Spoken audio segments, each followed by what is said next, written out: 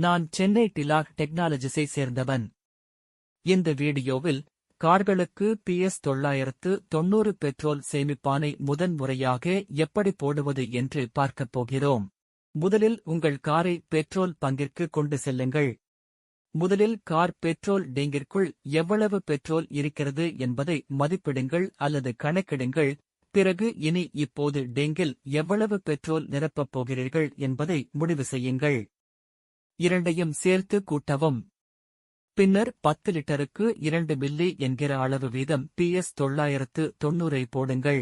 உதாரணமாக, car petrol டேங்கிற்குள் ஏற்கனவே 5 litre petrol இருந்தால் இன்னும் 10 லிட்டர் பெட்ரோல் நிரப்பப் போகிறீர்கள் என்றால் மொத்த பெட்ரோல் 5 கூட்டல் 10 மொத்தம் 15 லிட்டராகும்.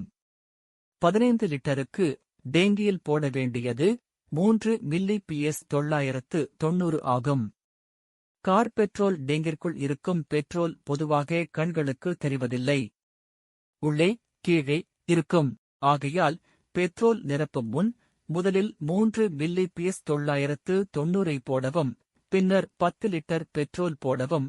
முதல் 10 வினாடிகள் பெட்ரோல் நிரப்பும் குழாயையே கார் பெட்ரோல் டேங்கின் நுனியில் வைத்து பெட்ரோல் போட்டால் ஏற்கனவே போடப்பட்ட 3 மில்லி PS 990 பெட்ரோலுடன் நன்கு கலந்து பெட்ரோல் டேங்கிற்குள் செல்லும். 10 லிட்டர் பெட்ரோலுக்கு 2 மில்லி PS 990 என்ற இந்த அளவு வீதம் முதல் முறைக்கு மட்டுமே. இனிமேல் பெட்ரோல் பங்கில் போடப்படும் ஒவ்வொரு 10 லிட்டர் பெட்ரோலுக்கும் 1 மில்லி மட்டுமே 990 போட வேண்டும். இந்த வீடியோவை பார்த்ததற்கு நன்றி.